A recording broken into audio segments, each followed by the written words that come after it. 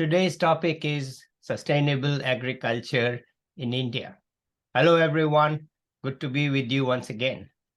Today, I have with me Rahul Banerjee. He's an engineer who's become a modern farmer and lives in Indore. He'll tell us about how he's farming, what his issues are. So let's turn to him. Over to you, Rahul. Hello, everybody. I am basically an engineer by profession, but I do farming also. And I have come to farming because of my wife, who is actually a farmer herself, and she practices sustainable agriculture. Now, the problem with agriculture, the main problem with agriculture, any agriculture, is fertilizers, the availability of fertilizers. So, in sustainable agriculture, this is even more difficult because in sustainable agriculture, the compost that is used for fertilizing the soil, that is in large quantities and it requires a lot of labor. It is labor intensive to make that. That is why in the modern context where you have chemical fertilizers which are easily available and also subsidized by governments all over the world, governments subsidize them and they are easily available, easy to apply. That is why sustainable agriculture is very difficult to practice for farmers because of this labor intensive aspect of it, of the fertilizers, and at the same time the lack of subsidy for that. So now what is happening is when you have people like for instance, we are practicing sustainable agriculture. We are doing it on the basis of a subsidy because we are an NGO. We are an NGO and we are committed to spreading sustainable agriculture. So we raise a lot of funds through crowdfunding and we are subsidizing this our effort. Similarly, you have other places where people are doing sustainable agriculture and then marketing the products to a niche clientele. Mm-hmm. For instance, in India, the number of people who can actually buy the products of sustainable agriculture is not more than 5 lakhs, 5 to 10 lakhs of people. So that's a very limited market. So there are some people who are actually making profits from sustainable agriculture, but they are very limited, very limited number. And then associated with the problem, with that is the problem that when you have a niche market in which you get a premium for that niche product, then there is adulteration because other people try to get in and they adulterate. So in India, there is no guarantee. So that further vitiates the whole scene because the consumer, he thinks that he or she thinks that when she goes to the market and buys something, she is not actually aware, assured that it's actually a organic product. So that is, and there is rampant. This is rampant because when we came into this sustainable agriculture and we saw the problems of all this, we tried to market and everything. And then I went and tested the brands, that the Indian brands that are there in the market. I tested them and I found all of them to be adulterated. So that is even the big brands like Organic India, Shrestha, and all these people, all their products I bought from the market and I tested them, and they had all heavy metals and things which come from chemical fertilizer application. So this is the problem that is there. So the thing is that it's a public good in agriculture and farming because what we consume. The problem these days is when you have chemical agriculture, pesticides, and all that, the produce that comes in, and then it is also the storing of that through pesticides. So then the problem that comes in that the food that we consume is contaminated, and that is why we have all this cancer and various kinds of diseases that are going on. So assuring good quality food it's a public good. So that, and public goods will not sell in the market. So there always the government has to come inside and subsidize that. And that is not happening. Not all over the globe. For instance, in America, the subsidy to agriculture is some 20% of agricultural GDP, but that goes solely to chemical agriculture and it doesn't come to organic. So the poor farmers, there are some farmers in the USA who are practicing this, but they are on the margins because they're not getting that subsidy and all these problems are there. So briefly, the thing is that sustainable agriculture is something that we require. And if we see that when actually agriculture came in 10,000, 12,000 years ago, the Neolithic revolution came, and we transitioned from hunting gathering to settled agriculture. First, Zoom agriculture, the Sweden agriculture, and then settled agriculture. At that time, we were practicing sustainable agriculture because there were no chemicals and things. And another aspect of this is that this is another aspect that when agriculture comes in, before that we were surviving on fruits, vegetables, and all that. Okay, they were very nutritious. But once agriculture comes in, we get into cereals, and cereals are more tasty, and so then we consume a lot more cereals. Actually, our need for carbohydrates that is there, that can be met from fruits and vegetables alone, and lentils, dal. We don't need to take any carbohydrates separately. But that has come in, and then the argument that is now given is that we need tons and tons and millions of tons of carbohydrate cereals, and sustainable agriculture can't produce that because of this constraint on availability of compost. So sustainable agriculture we cannot do. We have to produce cereals through chemical application of chemical fertilizer. Whereas that's a fallacy actually. Because so let me just see if I understand what you are saying.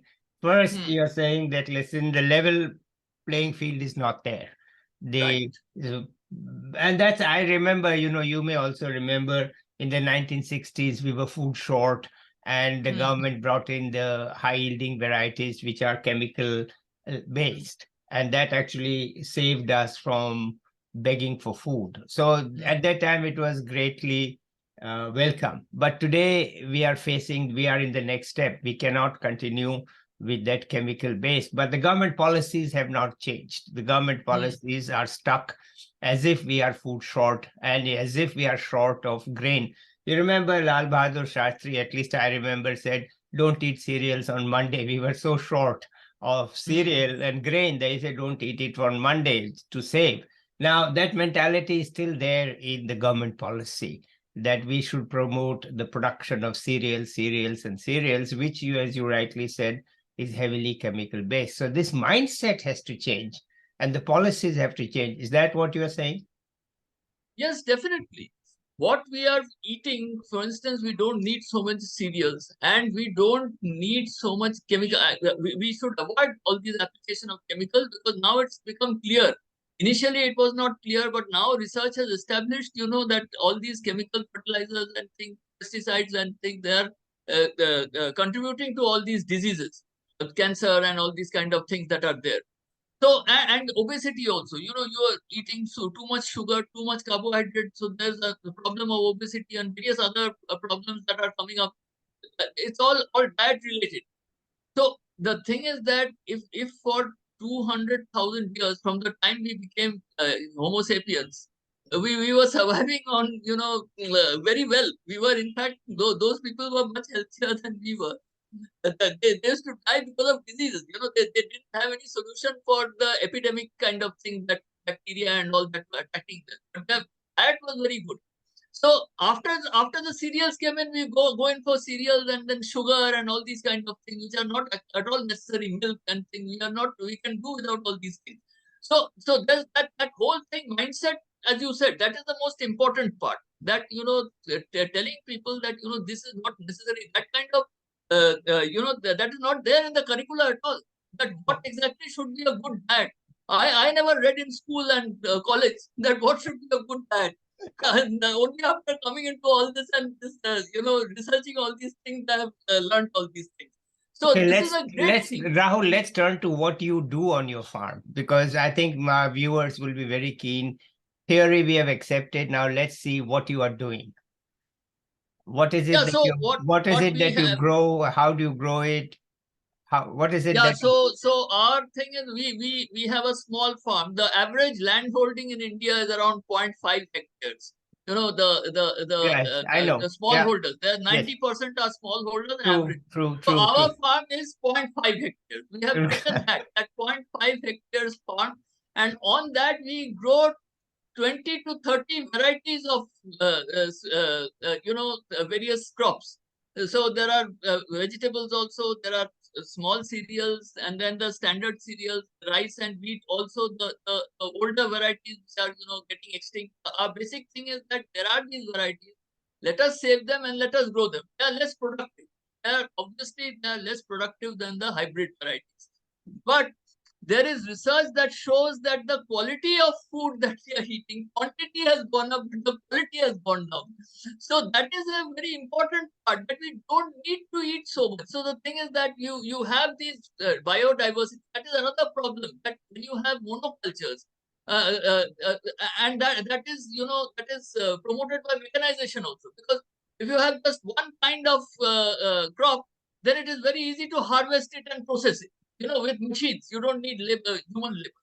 If in our farm we have 27 crops, so there is no way it can be processed by machine. It has to be done by hand. We have to use hand labor. We do it ourselves and we employ others also. So this whole thing has mechanization coming in has given you a monocrop, and monocrop destroys biodiversity. And then that leads to crisis. That will lead eventually. We'll lose our, if we lose all our biodiversity, then we'll lose our food in future. So that is the main thing, that our farm, we produce whatever. We eat very little. As I told you, we eat very little because we don't eat cereal at all. Very little cereal and here and there. So our own consumption is very little. Extra consumption, extra production that is there, we sell as seeds. So our seeds have gone all over the country. My wife Subhadra, she is a very committed person. So whenever she goes to some convention or anything, she carries 2 bags full of her seeds. And then she displays. Even now, she has gone to a marriage in the family. There's a marriage of her nephew. She has taken bags of seeds along over there, and she will display the seeds. Can you imagine, in a marriage ceremony she is this? So she never loses a chance. She goes there and she sells these seeds. So in this way, our seeds have gone across the country, and we are trying to promote this among farmers also. So that is the main thing, that the farmers themselves. So we say that, okay, listen, at least for your own consumption, you don't use chemicals. No, you have to use chemicals and all that and produce and sell in the market, because that is what the market and the whole economy is oriented towards. That you cannot change. That the government has to change. But for your own consumption, it is good that you have at least one plot, half a plot or whatever, in which you do these kind of things. So we are motivating farmers to do that. And some of them are coming on board. Not many now, but that is what we do on the ground in farm. Okay, sounds very good. I'd like to interview your wife too in another episode, not in this one, but I would like to be with her and see what her view is on all these things separately from yours. Okay, that's very good. Any final thoughts you have for our viewers? Yeah, my suggestion is that please, change your diet. You must do it not only for society but for yourself. We have to reorient our diet, and that is the only way. Even if it is more, say, one argument that my wife gives to people, the people say that it is very costly. For instance, millets. Some of our very good millets, when processed, they cost 400 rupees a kilo. That's actually a very good millet, no chemicals, no nothing, and very tasty. And in the market, you can get rice. These are rice millets, which are difficult to process. And in the market, you can get rice, even the good basmati rice, for 200 rupees a kilo. Right. So people will say that, why should we buy your millets for 400 rupees a kilo? So then Subhadra says that, first of all, you will eat that basmati rice and for 200 rupees a kilo, and then you will go and pay the doctor 800 rupees or 1000 rupees by falling ill. And secondly, you eat less. No, you don't need to eat, say, if you are eating 100 grams of rice, you don't need to eat 100 grams of rice. You can do with 25 grams of rice millets. The millets, that, so 400 rupees a kilo, but if you cut down your consumption by 1/4, it becomes 100 rupees a kilo. Why are you eating so much and getting fat? So so that's what I want to say to our viewers also. Okay, that you eat less and eat well. So I'm an economist. Okay, so I will say you have to fix the demand side first. Right. And then only the supply side can be fixed, because you are going to, if the demand side is all wrong, How Yeah, can yeah. we do it right on the farm? Because we ultimately can have something for our own production, but the rest has to be sold. So, And if the right. demand side is all wrong, then Mm-hmm. we are going to go nowhere with it. We have to educate people so that the demand side works rather than just going on the supply side. And we need both. As an Yes. economist, I see both. You need to, right now, what I see you are saying is that there's too much focus only on the supply side, but there isn't Mm-hmm. enough focus on the demand side. If people say, Right. listen, we don't want this chemical wheat, right? It's Mm-hmm. bad for me and I don't want this chemical wheat, then that shifts the demand in favor of people in sustainable agriculture. You can't keep saying sustainable agriculture, and then the people want only chemical agriculture, right? Mm-hmm. Mm-hmm. Okay, so Sure. good. Thank you very much. I hope to get your message across to as many people as possible. And best of luck on your farm. I hope you are able to get some subsidies, enough subsidies to make it a level playing field. And Mm-hmm. let's see where you go. Maybe I'll come back to you 1 year from now and see where you are, whether you are still in the same situation or doing better. Is that fine with you? So actually, now there is something called the Bharat Agroecological Fund. So they have provided us with some funds to expand our work. Yeah. So I think in a year's time there will be more impact. What Okay. we are doing now, we are now also we are funded by crowdfunding and all that, but this is focused funding from some people who want this to spread. So there will be a better impact. Okay, great. We hope to hear, and surely I want to hear independently from your wife. So I'll discuss that with you after we stop the recording to see when we can get her. In the meantime, let's say bye to our viewers. Thank you, Rahul. And next time I'll be back with some other distinguished person. Bye till then.